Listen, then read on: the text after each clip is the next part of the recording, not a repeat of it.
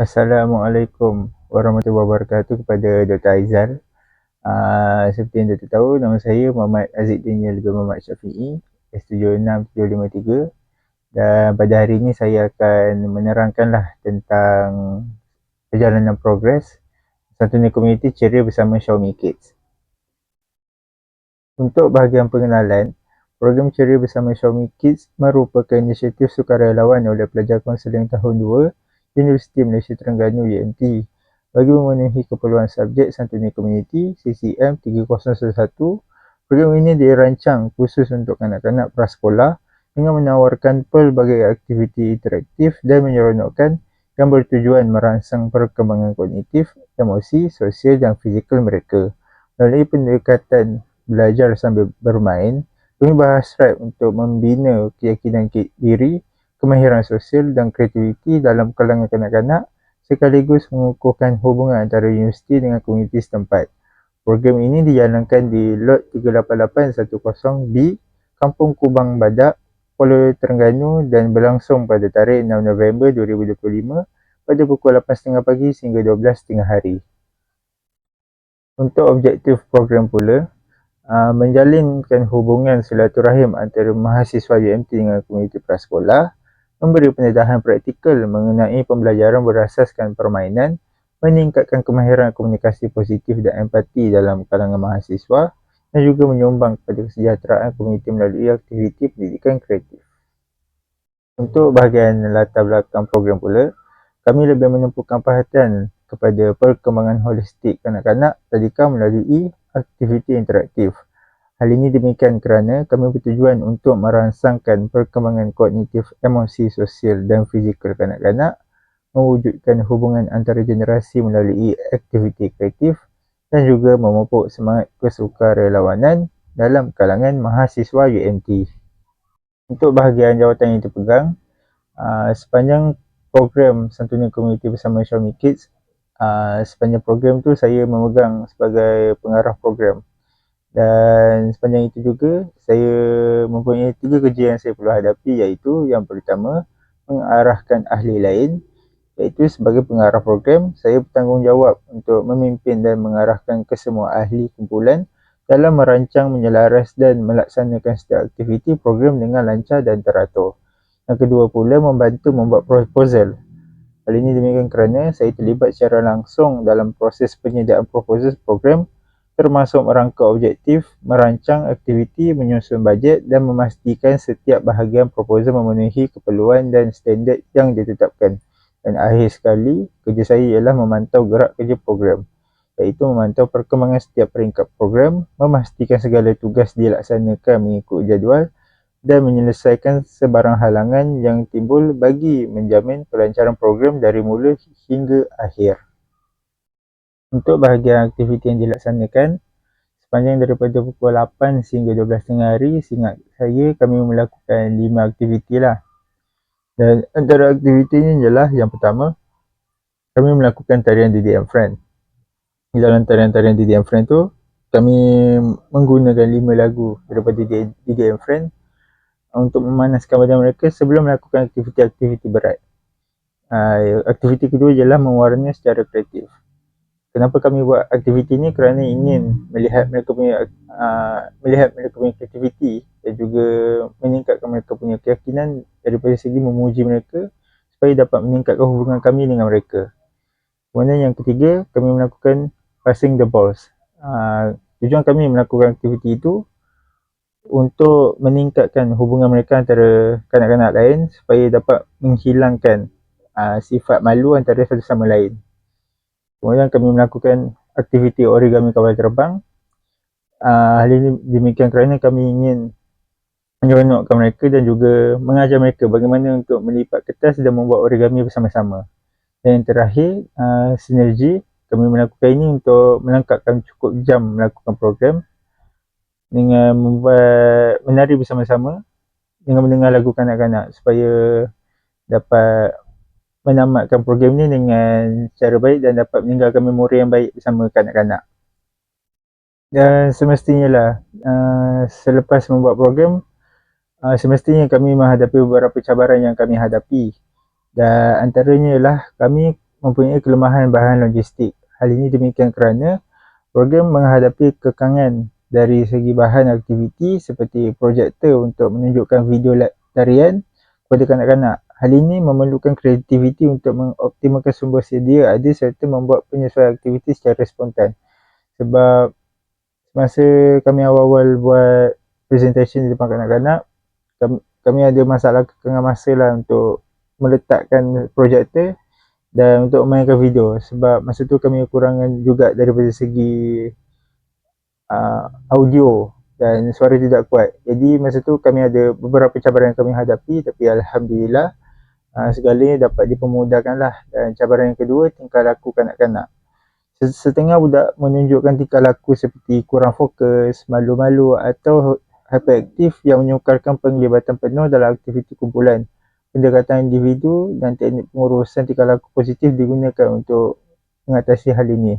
Sebab semestinya daripada kami, kebanyakannya kami tidak mempunyai pengalaman bersama kanak-kanak. Jadi semasa itu kami tidak expect yang tenaga kanak-kanak mempunyai habit aktif yang terlalu kuat, dan kebanyakan daripada kami agak latih, tapi Alhamdulillah sepanjang pada program tu kami dapat melayan kerana mereka. Dan terakhir sekali, kekurangan tenaga ahli. Dengan bilangan ahli yang tidak ramai kepada kanak-kanak yang tidak seimbang, beberapa aktiviti memerlukan pengawasan lebih rapi. Cabaran ini diatasi dengan pembahagian tugas yang strategik dan latihan pantas untuk ahli yang terlibat. Sebab semasa ini kami merasakan yang untuk 11 ke 12 ahli memang tidak mencukupi kerana mempunyai bilangan kanak-kanak yang ramai. Jadi sebab itu seorang perlu memegang 3 ke 4 kanak-kanak yang bergerak ke sana sini, dan lagi-lagi semasa bahagian aktiviti origami kapal terbang. Jadi semasa itu kami perlu melihatlah setiap aktiviti-aktiviti mereka, ke mana mereka pergi, takut berlaku kecederaan. Tapi Alhamdulillah segalanya dapat dipermudahkan juga. Untuk bahagian nilai kemahiran yang diperoleh, yang pertama, kami mendapat tanggungjawab sosial, iaitu prihatin terhadap perkembangan kanak-kanak. Sebab semasa ini bagi saya, selepas melakukan aktiviti dan melakukan program, kami dapat merasakan tanggungjawab yang ada dalam diri kami untuk membantu kanak-kanak di bawah umur kami. Lepas tu, komunikasi berkesan, membimbing dan memberi sokongan.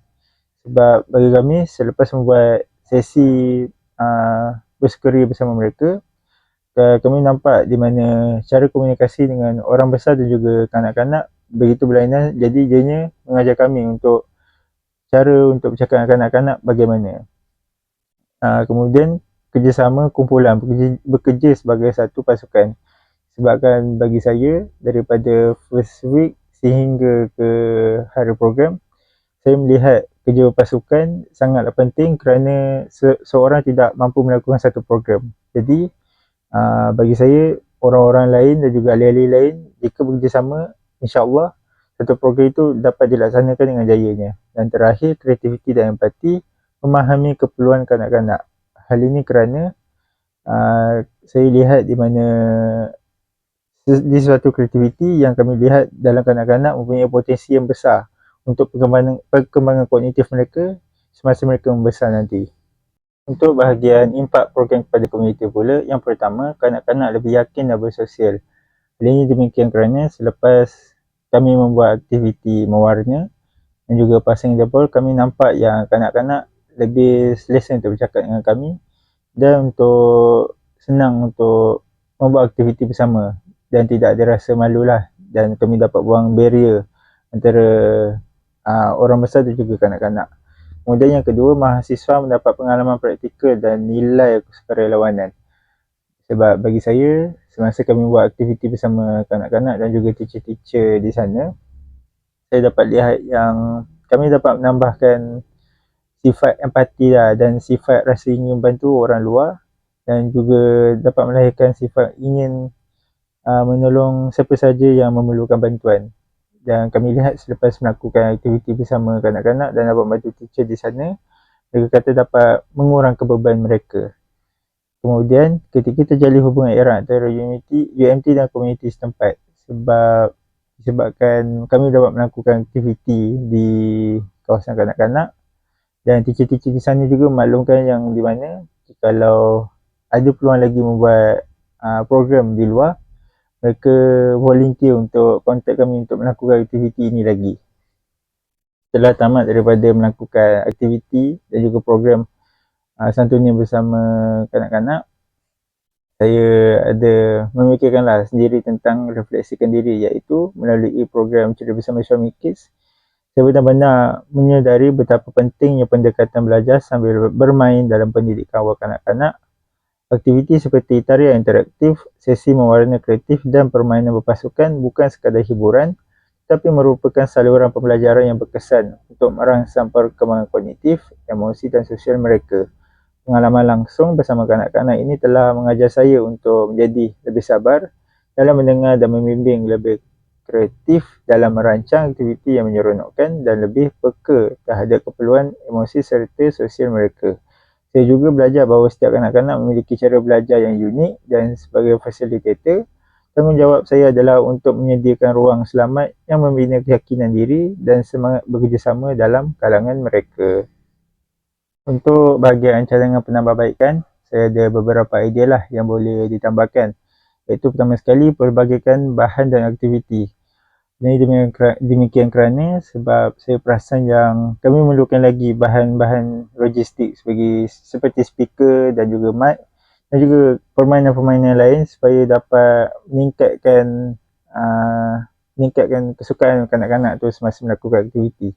Sebab saya perasan yang aktiviti yang kami lakukan ini macam agak kurang menarik, tapi cukup juga untuk menyeronokkan kanak-kanak. Tapi bagi saya, jika kami buat aktiviti-aktiviti lain yang dapat menambahkan mereka punya keseronokan, bagi saya memang di bahagian situ juga kami perlu tambahkan lah. Kemudian peningkatan bilangan fasilitator. Hal ini demikian kerana sebab saya lihat di mana bagi saya 12 orang atau 11 orang untuk menghandle program bersama kanak-kanak yang agak ramai, agak sukar. Dan juga teacher-teacher di sana even combine dengan kami untuk jaga kanak-kanak itu juga agak sukar. Jadi bagi saya, jika kami punya ahli yang ramai seperti 15 orang, seperti itu mungkin program dapat berjalan dengan lebih lancar. Yang terakhir sekali, penilaian berstruktur selepas program. Sebab bagi saya, kemungkinan sepatutnya kami patut sediakan borang borang postmortem ataupun borang ingin mendapatkan maklumat selepas program, seperti mendapatkan pendapat daripada cikgu-cikgu di sana, dan juga untuk tambah baik mungkin mendapatkan pandangan juga bagi beberapa kanak-kanak itu apa yang program yang patut kami lakukan dengan kanak-kanak tersebut, supaya selepas ini jikalau kami ada program dengan kanak-kanak lagi, kami tahu apa untuk buat. Yang terakhir sekali, kesimpulannya, secara keseluruhan program Ceria Bersama Suami Kids berjaya mencapai objektifnya dalam merangsang perkembangan holistik kanak-kanak melalui pendekatan belajar sambil bermain. Program ini juga membentuk mahasiswa yang lebih prihatin, kreatif dan bertanggungjawab terhadap komuniti. Kerjasama erat antara universiti dan komuniti setempat telah menjadikan program ini lebih bermakna dan memberi impak yang berkekalan. Sekian, terima kasih. Terima kasih, Doktor.